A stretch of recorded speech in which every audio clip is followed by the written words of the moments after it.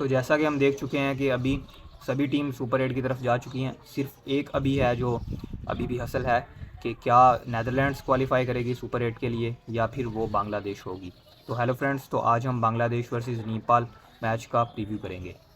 तो अगर हम इस पॉइंट्स टेबल को अभी के लिए देखें तो 3 मैचेस में से बांग्लादेश ने 2 जीत रखे हैं और जो उनके कंपेटिटिव हैं नेदरलैंड्स, उन्होंने 3 में से 1 मैच जीता है। लेकिन अगर वहीं पर at the same stage, at the same extent, अगर हम नेट रन रेट को थोड़ा सा स्टडी करें तो वहाँ पर कोई मैसिव बूस्ट नहीं है, मैसिव प्लस पॉइंट नहीं है बांग्लादेश के पास।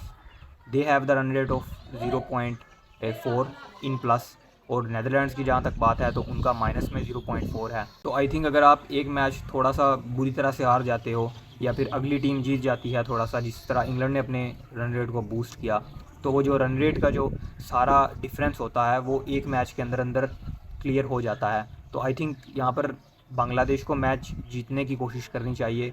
नो डाउट वो करेंगे, बट उनको पूरा फोकस है अपना वो जीत पर रखना चाहिए, क्योंकि अगर वो जीतते हैं ये मैच तो automatically they will qualify for super eights. फिर उनको वो उस चीज़ से फ़र्क नहीं पड़ेगा कि क्या नेदरलैंड से श्रीलंका से नेदरलैंड्स जीतती है या हारती है। लेकिन अगर नेपाल कर जाती है अपसेट बांग्लादेश को, जिस तरह से उन्होंने बहुत अच्छी गेम खेली against South Africa, I think they were unlucky कि वो मैच नहीं जीत पाए। They deserve to win that game, but वो थोड़ा सा एक्सपीरियंस को ले किया शायद एंड में जाकर, इसलिए मैच नहीं जीते। तो इसलिए बांग्लादेश लाइट तो कभी नहीं लेगी नेपाल को, और मैच जीतने की तरफ आई थिंक जाएगी और पूरी कोशिश करेगी।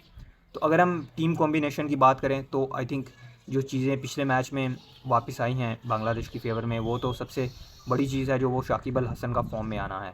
Because Shakib Al Hasan is a talisman for Bangladesh since his debut, since inception of his career.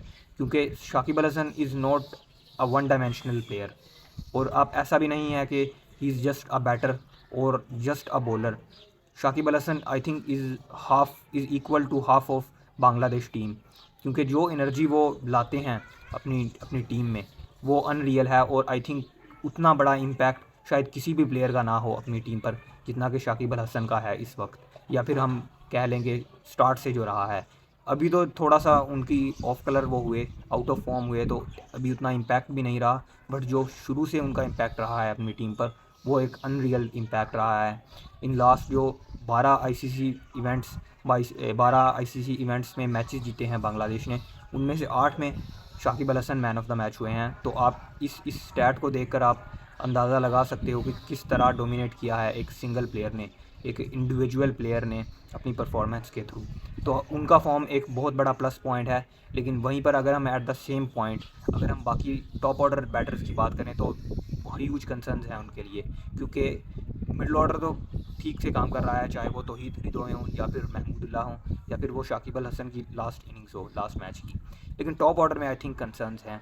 Tanzid Hasan ने एक डिसेंट इनिंग्स ज़रूर खेली थी पिछले मैच में, बट उनके अलावा 2 प्लेयर्स जिनको मैं बहुत हाईली रेट करता हूँ इन टर्म्स ऑफ टेक्निक या फिर in terms of talent, Najmul Hossain Shanto and Liton Das. I think ये दोनों जो प्लेयर्स हैं अपने टैलेंट का आई थिंक ये 30-40% भी यूज़ नहीं कर रहे इस वक्त। अगर हम बात करें, दोनों में बहुत पोटेंशियल है। अगर वो अपने पोटेंशियल को ठीक से यूज़ करते हैं तो बांग्लादेश के लिए बहुत फ़ायदेमंद ये चीज़ हो सकती है। और आई थिंक मुझे लगता है कि इन दोनों को यहाँ पर अग्रेसिव क्रिकेट अब खेलनी चाहिए। डिफेंस बहुत हो गया दोनों के लिए, और I think it's not working for them and not for the team as well. तो उनको अब थोड़ी सी अप्रोच को अपना बदलना पड़ेगा, specially Liton Das. And then अगर हम बात करें बॉलिंग में, तो बॉलिंग में I think all the slots are right. थोड़ा सा शायद कंसर्न जो रहेगा बांग्लादेश को वो शाकिब अल हसन विद बॉल रहेगा, क्योंकि लास्ट मैच में की अगर हम बात करें तो ही वॉज इकनॉमिकल, बट उनका विकेट्स अमंग विकेट्स ना होना एक प्रॉब्लम है बांग्लादेश के लिए, क्योंकि वो एक फ्रंट लाइनर हैं। इवन अगर हम बॉलिंग में भी बात करें तो दिशाद हुसैन अच्छी बॉलिंग कर रहे हैं, इनफैक्ट बहुत अच्छी बॉलिंग कर रहे हैं, और 2-3 मैचेस में उन्होंने बहुत बढ़िया बॉलिंग की है अभी तक वर्ल्ड कप में। Then seamers have been outclass, चाहे हम वो तंजीम की बात करें, मुस्तफ़िज़ुर की बात करें, तस्कीन अहमद की बात करें। और आई थिंक जो इस साल में जो बांग्लादेश की सक्सेस रही है अभी 2 मैचेस में, उसमें सबसे बड़ा हाथ सीमर्स का ही है।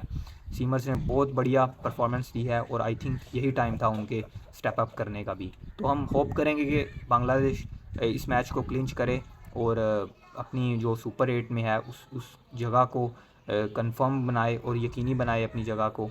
And this is a huge moment, this is going to be a huge moment for them because in recent ICC tournaments their performance has not been good.